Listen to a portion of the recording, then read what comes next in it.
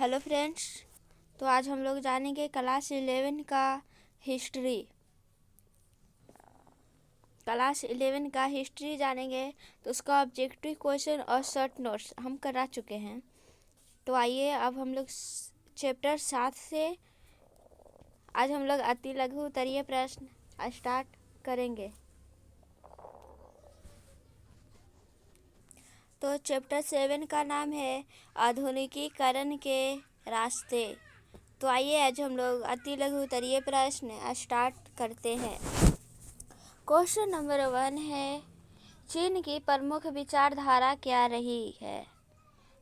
चीन के प्रमुख विचारधारा क्या रही है?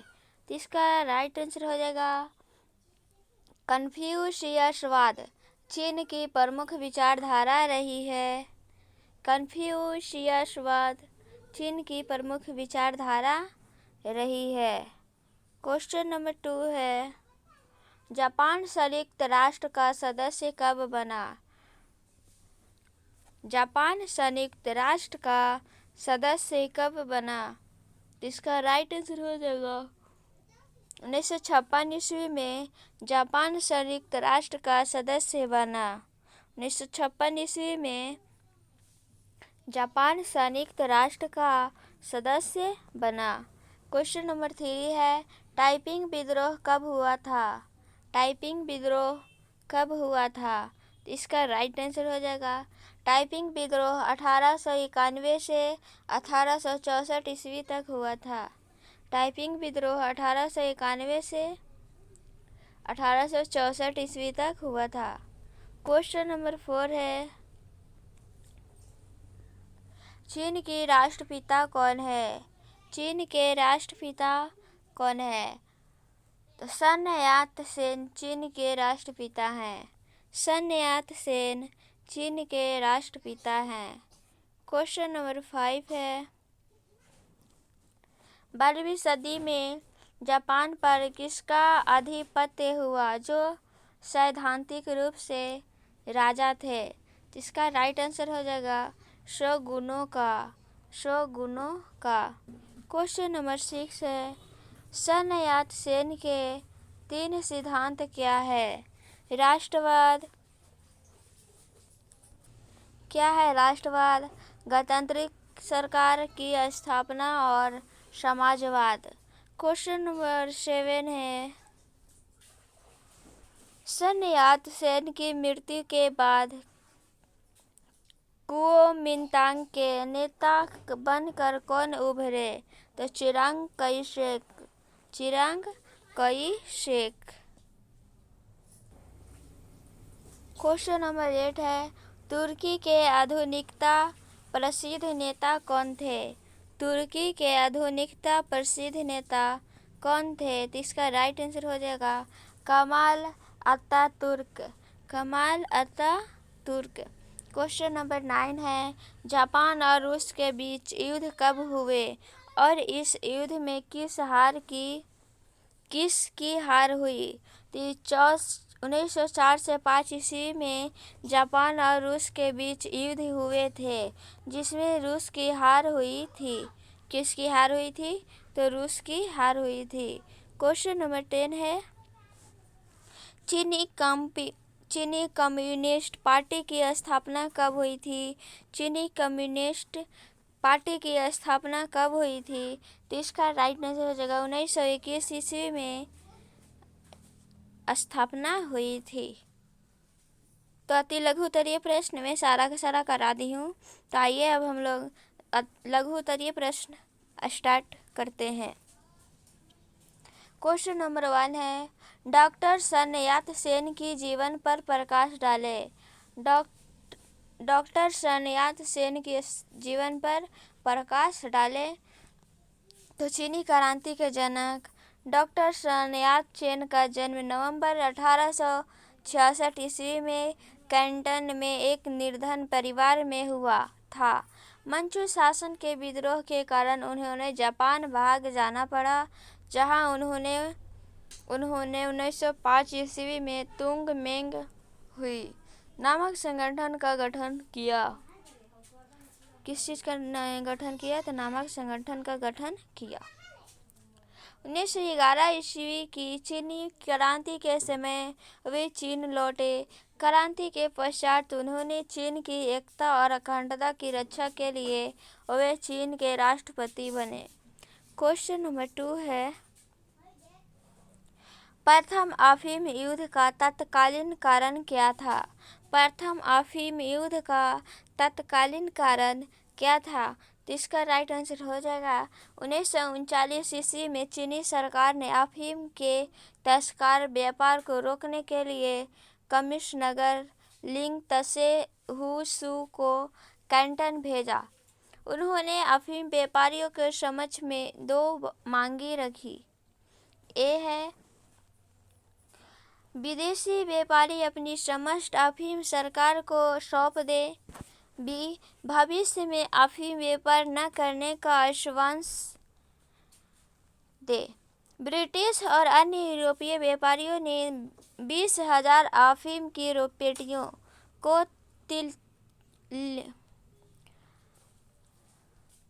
लिन तसे हुसू को सौंप दी, जिसमें नमक मिलकर पानी में बहा दिया गया। परंतु दूसरी मांग भविष्य में अफीम व्यापार ने करने का आश्वासन नहीं मिला, जिससे लिन तसे नाराज हुए और अफीम नष्ट होने के कारण ब्रिटिश नाराज हुए। परिणाम स्वरूप युद्ध आरंभ हो गया। क्या हो गया? युद्ध आरंभ हो गया था। क्वेश्चन नंबर 3 है, क्वेश्चन नंबर 3, मेजी पुनः स्थापना के क्या परिणाम हुए? मेजी पुनः स्थापना के क्या परिणाम हुए? तो इसका राइट आंसर हो जाएगा मेजी पुनः स्थापना ने जापान के आधुनिकीकरण का रास्ता खोल दिया। 1867 या 1868 ईस्वी में मेजी पुनर्स्थापना के निम्न परिणाम हुए। ए है, सामंती व्यवस्था का अंत। 1867 ईस्वी में शोगुन पद और प्रणाली का अंत हो गया। बी, शासन तंत्र में सुधार। शासन को सुचारू रूप से चलाने के लिए विधायनी परिषद का निर्माण किया गया। इनके 2 सदन थे। सी है, सेना का आधुनिकीकरण। सैन्य शिक्षा अनिवार्य की गई। प्रत्येक स्वस्थ युवक को सेना में नियमित, रिजर्व तथा राष्ट्रीय तीनों भागों में प्रशिक्षण अनिवार्य किया गया। डी, शिक्षा का विकास। 1872 ईस्वी में प्रारंभिक शिक्षा को अनिवार्य किया गया। विश्वविद्यालय शिक्षा फ्रांसीसी और तकनीकी शिक्षा प्रणाली शिक्षा का आधार बनाई गई। क्वेश्चन नंबर 4 है, क्वेश्चन नंबर 4, नानकिंग की संधि की शर्तें का उल्लेख करें। नानकिंग की संधि के शर्तें का उल्लेख करें। तो इसका राइट आंसर हो जाएगा प्रथम अफीम युद्ध चीन की पराजय के उपरांत नानकिंग संधि। 19 अगस्त 1842 की प्रमुख शर्तें निम्नलिखित है। ए है, 5 चीनी बंदरगाह कैंटन, अमोय, फुचाऊ, निगबो और शंघाई में व्यापार करने और बसने का अधिकार प्राप्त हुआ। बी है, हांगकांग द्वीप अंग्रेजों को प्राप्त हुआ। सी, चीन की आयात और निर्यात कर दरें निश्चित करने का फैसला किया गया। डी, ब्रिटेन और चीन के राज्य कर्मचारियों को समानता दी गई। ई, कोतो प्रथा समाप्त कर दी गई। एफ, चीन ने $2,10,00,000 क्षतिपूर्ति देना अस्वीकार किया। क्वेश्चन नंबर 5 है, मंचूरिया संकट की विवेचना करें। मंचूरिया संकट की विवेचना करें।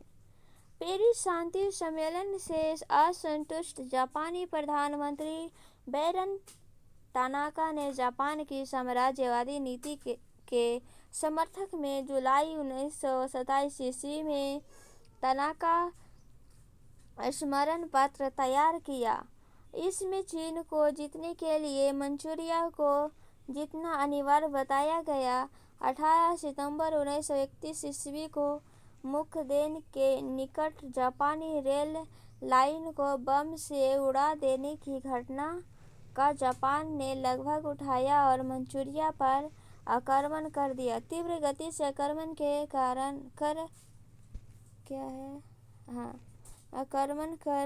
नवंबर 1931 के अंत तक मंचूरियन का विशाल भूभाग पर जापान ने अधिकार कर लिया। चीन में प्रतिक्रिया स्वरूप बहिष्कार आदि हुए। जापानी आक्रमण के विरोध चीन की नानकिंग सरकार ने राष्ट्रसंघ में अपील की। जापान ने उत्तर में उसे पुलिस कार्रवाई कहा। चीन की अपील पर राष्ट्रसंघ का मंचूरियन कांड जांच के लिए लॉर्ड लिटन की अध्यक्षता में एक आयोग नियुक्त किया। तो हम लोग लघु उत्तरीय प्रश्न में सारा करा दी हूँ। तो आइए अब हम लोग दीर्घ उत्तरीय प्रश्न स्टार्ट करते हैं।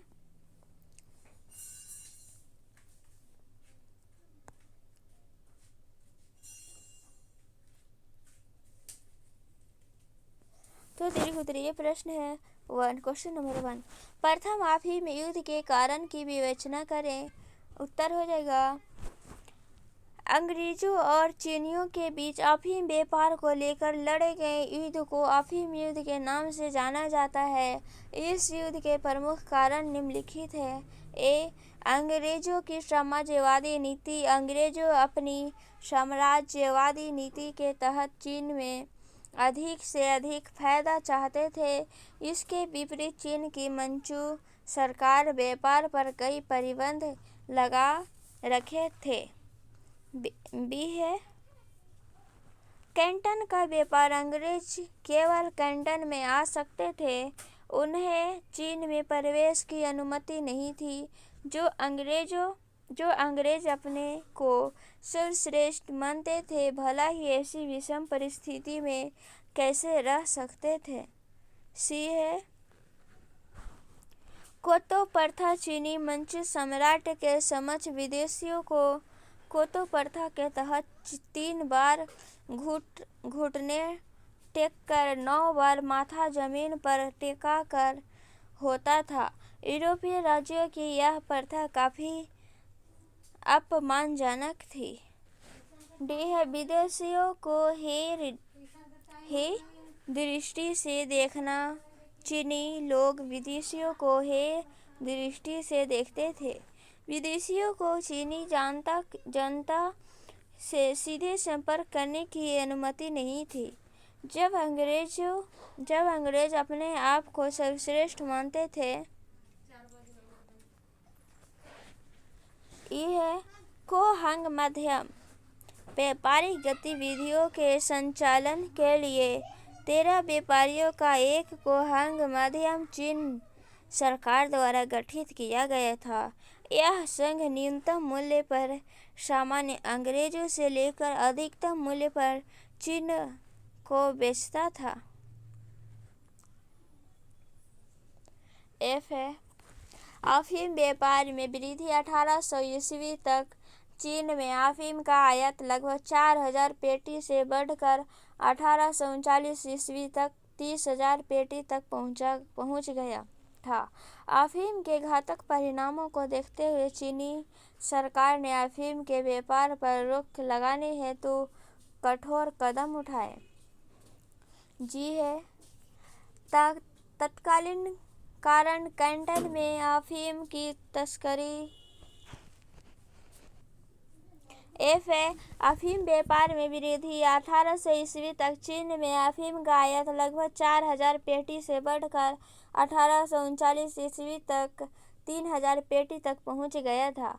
अफीम के घातक परिणामों को देखते हुए चीनी सरकार ने अफीम के व्यापार पर रोक लगाने हेतु कठोर कदम उठाए।